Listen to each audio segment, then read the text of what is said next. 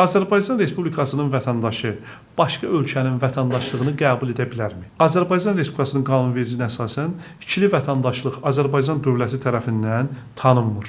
Yəni, şəxs Azərbaycan Respublikasının vətəndaşlığı ilə yanaşı digər ölkənin vətəndaşlığını almışdırsa, bu zaman onun vətəndaşlığı itirilə bilər. Bunun hər hansısa bir məsuliyyəti varmı? Yəni, şəxsə qarşı hər hansısa bir cinayət işi və ya inzibati məsuliyyət tətbiq oluna bilərmi?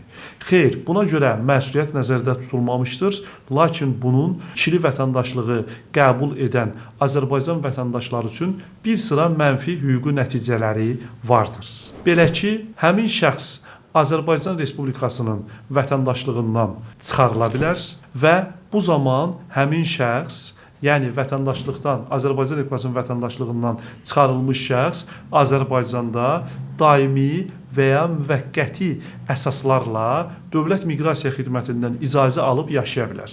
Təbii ki, ona qanuni əsaslarla icazə verilmədikdə və icazədən imtina olunduqda bu zaman o Azərbaycanda yaşaya bilməz. Digər mənfi hüquqi nəticə ondan ibarətdir ki, ikili vətəndaşlığı olan şəxslər bir sıra vəzifələrə, eyni zamanda dövlət qulluğuna qəbul oluna bilməzlər.